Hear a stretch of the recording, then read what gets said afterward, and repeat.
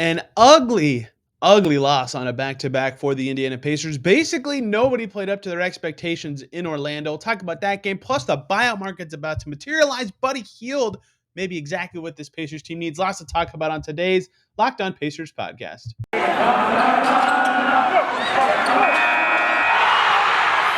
You are Locked On Pacers, your daily Indiana Pacers podcast.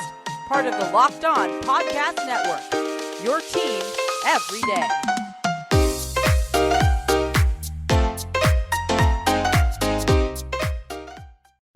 Welcome in to another edition of the Locked On Pacers podcast, where we, of course, talk about the Indiana Pacers as always. My name's Tony East. I cover the team for Forbes and the West Side Community News, and today we are talking about a hideous Pacers performance in Orlando against the Magic. It was one of the weirder Pacers games I've seen in a while. Since the trade, it was the worst they've looked on offense. They played like a shell of the Pacers that were super successful one night earlier and really have been looking good on offense since the trade deadline. Talk about that game, then I'm going to pivot. It's buyout deadline day. If you're listening on March 1st, it's deadline day. It's the last day players can be bought out and then switch teams and still be eligible for the playoffs. Pacers maybe not being to be a player there, but the buyout market affects every team in theory. Going to talk about how the Pacers could be involved in all that. Then at the end, I want to talk about Buddy Hield. He's kind of slid under the radar as an acquisition for this Pacers team, and I've been critical of Buddy Hield a lot, but he is giving this Pacers team a new element and fits exactly what Rick Carlisle wants to do and deserves a little bit of spotlight on this show. But let's talk about the games first. As we always do, this is a podcast about a basketball team, although the Pacers did not play very good basketball against the Orlando Magic last night. 119-103, the final score in Orlando. Pacers 0-2 against the Magic this year. Super weird. Good tanking loss, but in theory, a good tanking loss requires you to play well and lose, and the Pacers played horrible and lost in this game against Orlando. And horrible might be a stretch, because if you parse in this game out to first quarter, second quarter, fourth quarter, so just looking at those three quarters, the Pacers and Magic were tied. Now, tying against Orlando is not a good performance, but the Pacers played fine in those quarters. The third quarter, the Magic scored 35, the Pacers scored 19. That was the difference in the game. That quarter was maybe the worst I've seen the Pacers play connected-wise since the deadline. They had a bad stretch against the Thunder, but maybe not a full quarter like that, where they were like allergic to driving at all. So they were settling a ton of jumpers and they made some weak passes. They finished with 21 turnovers in this game. They had 18 fouls. They got the Magic on the line a bunch. It was a horribly gross quarter. There were 13 free throws in the first 4.5 minutes of the quarter. So there was no rhythm at all. And the Magic were using that to get more threes and make more threes. They shot much better than the Pacers in the second half of this game. And the Pacers could not break that poor rhythm. And so combine that with the turnovers. Jalen Smith gets ejected in that quarter after being maybe their best player in the first half. Isaiah Jackson has 2 fouls right away in that quarter. Everything went wrong for the Pacers in the third. And then Chris Duarte's toe injury acts up that quarter. So all the third quarter, they've now lost their best contributor from the first half in Jalen Smith, who finishes with 14 and 6. They lose Duarte. They already don't have Brogdon, who's not playing on a back-to-back because of his Achilles injury. They don't have Lance, who has an ankle injury. Suddenly, they have Halliburton, who can drive a little bit. And that's kind of it in terms of good rim attackers left. Dwayne Washington's been struggling recently. Kiefer Sykes can't really beat guys off the dribble. They had no rim attacking threats in their unit. Not only that, with Isaiah Jackson out with foul trouble, and even he's not that great of a screener, and Jalen Smith ejected, they were relying on Goga and Terry Taylor to be their screen setters. And Goga is not a good screen setter. Terry Taylor actually set some good screens. He freed up Buddy Hield for some nice shots. Terry Taylor played a nice game. He played almost half the game and was only a -2 despite playing in that third quarter and into key stretches of this game. But Goga's not a good screener. All this together, a lot of factors at play, led to no ability for the Pacers to attack the basket. They're bread and butter all season long. They're at their best when they drive. They're at their best when they get into the paint. I've talked about that on the show several times under different guises. They're better when they shoot less threes. They're better when they get in the paint. They're better when they play through Sabonis. However you want to parse it out and find stats for, the Pacers are better when their feet are in the paint. They're playing inside out. They did horrible at that in this game. 28 points in the paint. Atrocious. Only 24 turnovers. That's not bad, but compared to how they've been playing since the deadline, that's pretty low.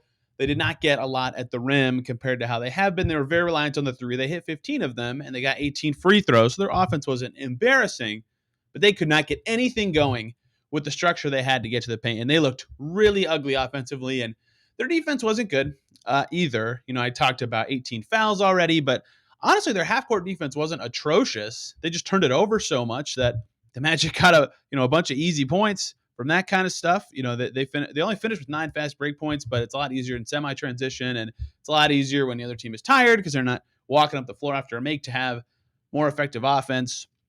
The Magic certainly took advantage of that. Plus, they only had 10 turnovers. They basically had, if you count 6 extra offensive rebounds and 11 fewer turnovers, the Magic basically had 17 more possessions than the Pacers in this game. So the Pacers' defense wasn't like terrible on an individual possession basis, but in the aggregate over the course of a full game, especially when combined with clunky, allergic to the paint style offense, the Pacers had no chance of keeping up with the Magic. So a lot of individual stuff that, like, by itself, you get smoked in the possession battle, no big deal. You don't get into the paint, that's the only thing you do bad.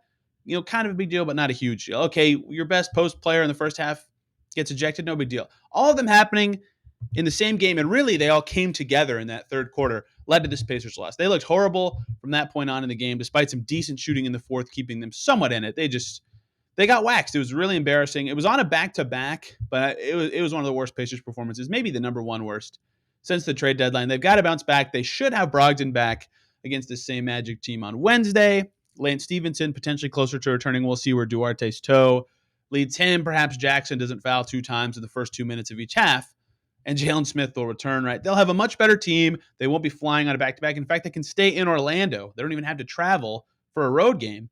They should look much better on Wednesday because this was a really poor Pacers performance. It's hard to pinpoint anyone who really played like an awesome game. Tyrese Halliburton, if you just look at the core stats, 23 points and 7 assists, great game.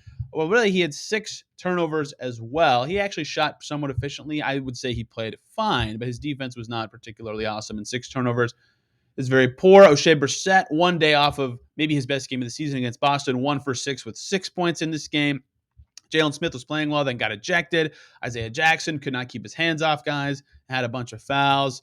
Goga actually played okay, shot 80%, 11 points. I know that I'm still the only person alive who thinks he plays okay with his defensive abilities and finishing in this game. He had 2 threes, which is big for him because he's always been a guy who has good form and is willing to shoot but never makes it. But Goga, still, he's just so slow that sometimes even on these games where his defensive positioning is good and he makes good pick and roll decisions and he shoots well, still doesn't affect winning in a big enough way to look like a great player. Kiefer Sykes missed all of his shots. Chris Duarte was hurt and hobbling around. Dwayne Washington continues to struggle, 4 for 10. You go on and on. A lot of guys struggle. Terry Taylor looked great. He had a very nice first half. I wrote in my notes during the first half, great TT minutes when he was plus 10 in the first half. He only finished plus 3, but he had 4 points and 2 rebounds in a short first half stint. He finished with 7 and 5. He's just such a beast on the glass for size, and 3 assists plus some nice screens. So Terry Taylor played a good game. Buddy Hield played a decent game, 18 points on 13 shots. Other than that, though, a forgettable night for a lot of Pacers and a forgettable night for the Pacers as a whole. A lot went wrong, and a lot of reasons it went wrong all happened at the same time. They'll hope to forget about this game and play better against the same Magic team in 2 nights. I mean, losing to the Magic twice in a month is very surprising. The Pacers, even in past seasons when they were less talented than the Magic, somehow they always beat Orlando. This year's the opposite. They can't beat Orlando, even when things appear to be going their way, because the Pacers did play, a pretty solid first half. They were up at the break, and it just all totally fell apart. So health should help them in the next game and a more focus on driving. And I asked Tyrese Halliburton about the lack of paint touches and drives after the game. He said, yeah, I don't really know what went wrong, why we weren't going to that, but I'm sure that we'll focus on it and be more aggressive in the next game. So even they've identified it as an issue and something they can clean up next game. So I'm imagining the Pacers will look much better on Wednesday against the same Magic team, but this was a very poor and forgettable performance for this Pacers team. One of those games that you use the film as a do not repeat thing. This is what you don't do.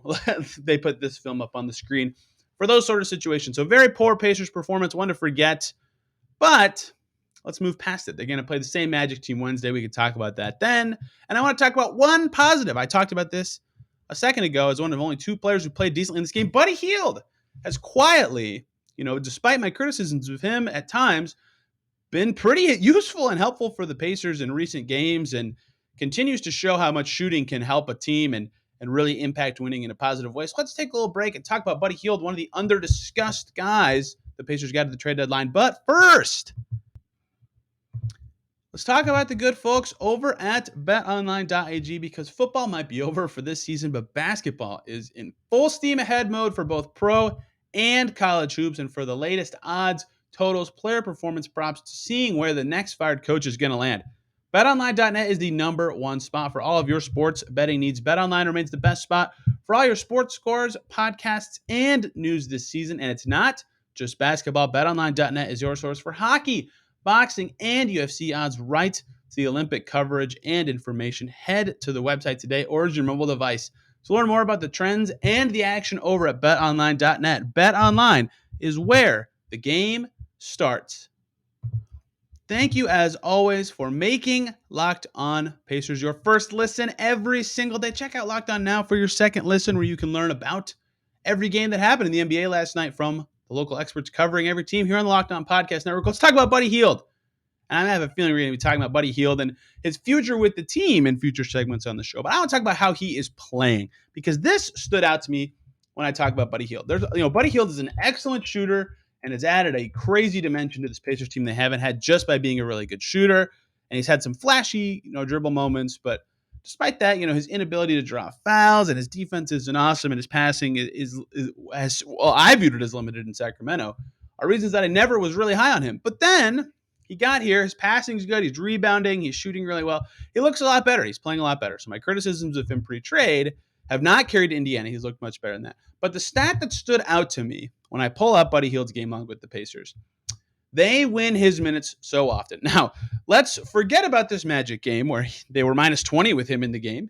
He was the worst plus-minus player for the Pacers, which it's not his fault. He hit half his threes. He had 18 points and 6 assists and shot over 50%. This was not the game to say, oh, the plus-minus was his fault. But every game before this, +1 against Cleveland, +8 against Minnesota, +1 against Milwaukee, +12 against Washington, +9 against OKC, +15 against Boston. Every single game prior to this one, they win Buddy Hield's minutes. So what's going on there? Well, the first thing is the obvious one. And you could see this a lot against Boston. His spacing just matters a lot. Guys are glued to him in a way that this Pacers team has not had all season. That sounds so dumb, but it's even on a different level than Doug McDermott provided the Pacers in past seasons. Like we all know it. Spacing makes things easier for other players on the court. If you're a good three-point shooter, your defender is either farther out on you and away from the paint, so there's more room to drive, or he chases you closer, so there's more wiggle ability for handoffs, or more room for a screen to be successful, and there's more opportunities for fake actions and stuff like that you can't do with worse shooters. And McDermott, again, was a very dangerous shooter, but he, besides off of Sabonis screens, was mostly limited to, some stuff from the left side and spot ups. Whereas Buddy Hield, he's one of the best difficult three-point shot makers in the NBA. And he has shot very well from three for the Pacers, including this game against the Magic, right? 38% on 10 attempts per game prior to this Magic game, and then 50% on 3 of 6 in this game. Shooting very well for this team. But he can shoot from anywhere. He can run out of either corner. He can run from the wing to the top to the wing, block to the wing, it doesn't matter where he's coming from, where he's going. He can be effective. So that means the defense always has to pay attention to him. And as Rick Carlisle described it, makes the rest of the court 4-on-4 when he doesn't have the ball. So that's a huge boon for the Pacers, and a big reason why their offensive rating has been awesome since acquiring him and Haliburton. Not just because Haliburton's been very good, but also because Buddy Hield has made life easier on the Pacers. Now, he himself has also been shooting very well, like I just described, but that includes a 1 for 13 game from deep, by the way, that he is still shooting successfully for this team. So that's one thing that stood out about Buddy Hield to me, is that the obvious thing is valuable, that he is creating space for the team and boosting their offense. And everybody knew that was kind of a thing. And Rick Carlisle talked about shooting being such a priority for this franchise at the deadline. And that's an obvious skill that they needed. But to just see it come to fruition and how much it's helping already established Pacers really stands out to me. 2, with the Buddy Hield thing. And this is sort of where I want to get back to what I was talking about with McDermott. The randomness is something that has been talked about a lot as well, that is successful for him, and also successful for a guy like O'Shea Brissett, who's done pretty well, except for, again, this game notwithstanding, against the Magic since the trade deadline. Now they have better passers and a lot more faster and free-flowing of an offense. Guys who are more random and more read-the-game cutters instead of just rigid cutters or rule-following cutters, or cut within the play, cut within what the play design is. That can be a good cutting player, but random guys are guys who are better at read cuts. Generally, those are more valuable, and that's why more valuable on good passing teams. That's why Brissett's looked so good recently, and that's why Buddy Hield really fits what the Pacers are doing now, because it's not totally random. Tyrese Haliburton talked about this after the Boston games. Sometimes one criticism of Buddy Hield is that he's a little too random. He's just running around. But when it's kind of organized enough, or when that randomness is kind of harnessed into just like someone is chasing you and exhausted, that adds a lot of value to the Pacers offense. And Buddy Hield, just watch him on possessions when he doesn't have the ball. It's not that he's just like sprinting around like Steph Curry all the time, which if he could, that'd be wonderful. That would make him a very valuable player. But he does run around in a way that is somewhat random, or somewhat just him trying to find a way to get open and impact the play. And that has, again, value to the rest of the team and really wears down the guy that's guarding him and makes him a more valuable player, right? So randomness is, unpredictability in general is just something that makes some of the best players really good. And Buddy Hield's not one of the best players, but Buddy Hield has shown on the Pacers how he can be a good player, and that randomness is a big part of that. He's done a good job helping the Pacers offensively in that way as well. And I think that's an unheralded and under-discussed Buddy Hield thing, is just the randomness. Now, the part that's made Buddy Hield good since the trade deadline, good with the Pacers, is the other stuff, right? The randomness and the shooting, that's always been Buddy Hield, even with the Kings, which, by the way, he was very excited, as I've said on the show before, to get out of Sacramento. Since joining the Pacers, this is pre-Magic game, 6 rebounds per game, 5 assists per game. In the Magic game, he had 6 assists again, right? He's finding other ways to be impactful. Remember those numbers: 6 rebounds, 5 assists. So with the Kings this season, this is the same player. It's not like he just magically switched franchises and improved. 2 assists per game with the Kings, less than 2, 1.9, and 4 rebounds. So he is not only helping the Pacers by giving them a new element on offense that is both helpful to their new young star in Tyrese Halliburton, but they're already established players, but also is giving them rebounding from guards, something the Pacers have been awful at for years and years and years, and is playmaking in a way that not only has he never done this season before, but really never in his career. Like, if you look at his basketball reference page for his whole career, his most assists per game was with the Kings 2 years ago at 3.6. He's at 4.8 per game for the Pacers prior to this Magic game, where he, again, just had 6. He is certainly helping in that way. Per 36 minutes tells the same story. Best passing stretch of his career right now by the numbers. And some of that, again, is the Pacers shooting decently and playing good offense recently and moving the ball very well. But it's all really coming together for Buddy Hield with the Pacers. I don't know what his future with this franchise holds. That's for a different segment. That's offseason. That will be a very commonly discussed thing. Where does Buddy Hield fit into the plans? But on offense, for a team that's best shooter for much of the season was Justin Holiday, for a team that didn't have a lot of randomness and ran a lot of set stuff, and even Rick Carlisle saying, some of the reason we struggled is I'm calling too many plays, and for a team that would so often be playing a little more slow paced, to have a guy like Buddy all of a sudden be giving them this new element, to new found ability to play more random, to shoot, and he also stepping up and impacting the game in other ways, has really changed the Pacers offense. And I it's hard to understate that. We saw this with McDermott in years past, and I hate to always bring him up, but he's just the best Pacers shooter of recent seasons. But the Pacers bench was awesome for like the last couple years, really. But the Pacers bench, like the McConnell, Holiday, McDermott bench units, especially when Sabonis was with them, was really good.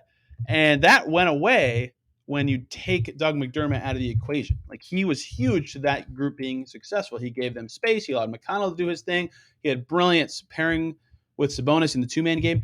Just from being a good shooter, he added a lot to the Pacers bench. And we're seeing that now with Buddy Hield, who with the Pacers, right, makes their offense. It's insane. It's only been 8 games, but the Pacers offensive rating with Buddy Hield in the game is 116.7 since the trade deadline. And with him out of the game, it's 91.4. That is a 25 points per 100 possession difference, right? He has been a insane boon for the Pacers offense, and almost unheraldedly. So while he definitely still has some flaws, his defense, the Pacers defense, gets 9 points better when he sits, right? Because his defense has been weak and he still makes some poor decisions, a little bit turnover prone with his dribbles, whatever. No need to nitpick while I talk about this specific stuff. Just in the context of him helping the Pacers, he has been an unheraldedly solid player in helping them to have their offense be top 10 since the trade deadline. They've done very well with him, integrating him. His skills have added to the already established players, and they are now playing better substantially on offense. Those are crazy numbers. Crazy how much better they've been on offense with him in the game because of the skills he has, especially to me, that randomness really stands out. And of course, the shooting, they finally have a shooter, obviously Halliburton as well, has really, really evolved the Pacers offense. So Buddy Hield will be the subject of many a segment down the stretch of the season for many reasons, but He's playing very well of late and deserved more praise than I think he's been publicly getting for this Pacers team. Let's pivot to a non-Pacers-centric topic to close out today, buyouts. It's March 1st if you're listening the day this comes out, which is the last day a player can be bought out, air quotes, because that's a strange way of describing it, but whatever, from his contract or waived and switch teams and then play for that new team in the playoffs. How could the Pacers be affected by the buyout market? Well, they signed someone on the buyout market. It depends what happens in the coming days. Let's talk about the buyout market, which the Pacers have already been involved in. But first, let's talk about the good folks over at Rock Auto, because with the ever-increasing numbers of makes and models, it is now impossible for your local chain auto parts store to stock all the parts you need. Why endure the pointless and intimidating questioning and wait while the person behind the counter orders the parts on their computer, choosing only the brand their warehouse happens to carry? You have computers with access to rockauto.com at home and in your pocket, and you can save time and money when using Rock Auto. Why choose to spend 30%, 50%, even 100% more for the same parts from a chain store or car dealership when you can use rockauto.com, a family business serving do-it-yourselfers for over 20 years? Their prices are always reliably low for every customer, and they have everything you could need: brake parts, tail lamps, motor oil, new carpet. You need it, they've got it. Explore their easy-to-use website today. See what they have for you. Go to rockauto.com right now. See all the parts available for your car or truck. Right, Locked On in their How Did You Hear About Us box, so they know that we sent you. Amazing selection, reliably low prices, all the parts your car will ever need at rockauto.com. The buyout market, the last substantial thing where the NBA rosters changed during the season. It's been a pretty tame buyout season so far. Goran Dragic got a buyout from the Spurs. He is now with the Nets, obviously. Also with the Spurs, Thomas Satoransky got a buyout. He's going to the Wizards. Pacers obviously did their buyout thing already, their big buyout thing. Tristan Thompson gone. Pacers saved some money, which could allow them to do something else, as I've talked about on the show. He's with the Bulls now. Those are the biggest three and really the most obvious three buyout guys this year. And also, what this deadline is. So what's happening? I probably should explain that first. March 1st, I said this a little bit before the break, is the last day a player in the NBA can be waived and then join another team later in the season and still play for that team in the playoffs. Trevor Booker, if you'll recall, was waived by the 76ers on March 1st, 2018. He joined the Pacers 2 days later and played for them down the stretch and in the playoffs. That's the kind of stuff that can happen. Troy Daniels was waived at the last second last year, ended up playing for the Nuggets in the playoffs in the bubble 2 years ago. I was just looking through all these timelines to explain it for today. So it is a thing that happens. On the last day, teams agree to this stuff. And March 1st is the last day for buyouts or guys who are just straight up waived. Sometimes there's no buyout involved. That's why these transactions happen now. For example, yesterday, if you were watching the news or if you were keeping up with the news on Twitter, you'll probably see it become official on March 1st. DeAndre Jordan going to get waived by the Lakers. They're going to sign DJ Augustine. That's per Adrian Wojnarowski and Shams Charania have both reported that, right? Like, that's why this stuff is happening now. Javon Carter got cut by the Nets to get Dragic. He went to the Bucks. All this stuff happening before or on March 1st is playoff focused. So that's why this is the last deadline of roster changes besides extensions that really matters. So the Pacers already did this with Thompson. And in theory, maybe they cut Rubio at some point this season. I really doubt it, but he's not going to play in the playoffs. It doesn't really matter. But in theory, the buyout market could affect them beyond that. We've already seen some other cuts happening, like I just said, with Augustine and Carter and all those guys. But there could be other buyouts that happen. And normally for the Pacers, the buyout market's really simple. Who are the good players that get cut? Oh, look, Wesley Matthews is available. Wow, Trevor Booker. Who's out there that they can now get that can help them be better because they've been trying to be a good playoff team for the last half decade prior to the season. This year's different. They don't want the vets. They don't want the good players. They are the team doing the buyouts that the then playoff achieving teams are chasing. So how does the buyout market affect the Pacers this year? Beyond the Tristan Thompson buyout already helping them. So there's not a lot of obvious buyout candidates this year. My list is Dennis Schroeder with the Rockets, Gary Harris with the Magic, as well as Robin Lopez with the Magic, Kevin Knox and Gorgie Jang with the Hawks, Mike Muscala barely with the Thunder, although he doesn't make that much, and Jeremy Lamb, ironically, with the Kings. Basically, guys who get bought out are in this situation. They're in the last year of their contract, so it's really obvious that they have no future with the team that they're currently on, and they can make up the total money on their deal by doing the buyout and then switching teams so they don't lose any money, and then they switch to a better team. So those guys are all decent enough vets or good enough in their position that it would make they aren't playing very much for their team, if at all. But if they switch teams, it would make sense for them to be good on a good team. So of those guys, only one even makes a little bit of sense for the Pacers, right? Like, why would they bring in Dennis Schroeder, Gary Harris, Gorgie Jang, Mike Muscala? Why would they bring back Jeremy Lamb, Robin Lopez? All those guys are old. They wouldn't play for the Pacers. Why would they add to their tax bill to bring in any of those guys? That doesn't make any sense. Kevin Knox doesn't play at all for the Hawks. Maybe they want to keep his restricted rights. It wouldn't stun me if Kevin Knox is bought out by the Hawks. I mean, he was basically just salary ballast in the Cam Reddish trade, which is why he's on Atlanta now. And this year he makes $5.8 million. Maybe the Hawks want to save some money, but I don't know why they would want to. If they wanted to open a roster spot, they have easier ways to do it. But it's not crazy to me. He never plays for them, that they would just decide to do something like that. If someone like that gets bought out, someone who is really young or coming off the rookie deal or whatever gets bought out, maybe that makes sense for the Pacers to step in and scoop it up. He's kind of the only guy when you look through, like typically the framework for a buyout or a waiver like this is an expiring contract on a crappy team that isn't really going anywhere. And the Hawks are maybe going somewhere, so they maybe don't quite fit the bill, but it's pretty easy to sift through about the 8 rosters where buyouts make sense. And there's not very many guys who fit the bill of young, expiring, not playing, besides Kevin Knox. So he's the only guy that maybe there's a buyout even that it makes sense for the Pacers to scoop up. So in terms of the actual buyout market itself, I sort of doubt the Pacers get involved at all or scoop up anybody. But the reason, and something I talked about when I talked about moves the Pacers could make this season, how the buyout market could affect the Pacers and why they could get involved in some of the action is not signing someone who gets bought out, but signing someone who gets cut because of a buyout, right? Because look at the Nets. The Nets just scooped up Goran Dragic a week ago or however many days ago. And to do that, they had to clear roster spots. They cut Javon Carter, and Javon Carter's now in the Bucks. They also benefited from the Goran Dragic buyout, but not because they got Goran Dragic. They just got the guy who the Nets cut in that move, right? And Javon Carter is 26 and was a second-round pick just 2 seasons ago and is a nosy defender. He's already playing in 9 minutes in his first game with the Bucks. He might be in their rotation for a little bit because they're really banged up. Right? You can get value from that kind of stuff. So it's not great. Like Gary, all these guys, the more buyouts, the more likely it is that someone who's an odd, like Kevin Knox could be waived so that the Hawks can sign a buyout guy, right? Maybe that's how Knox becomes wiggled free in the situation. That's just an example.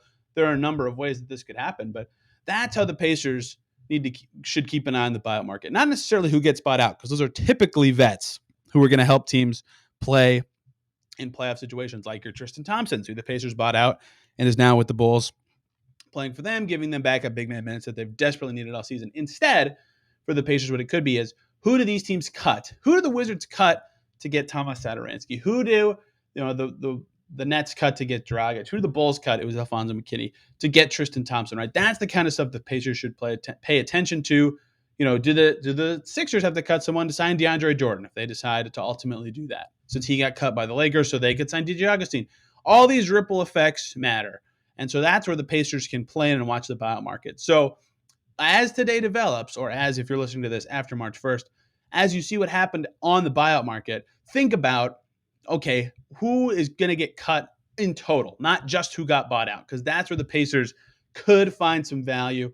It's impossible to predict who could get cut in these situations because you have to know who gets bought out, right?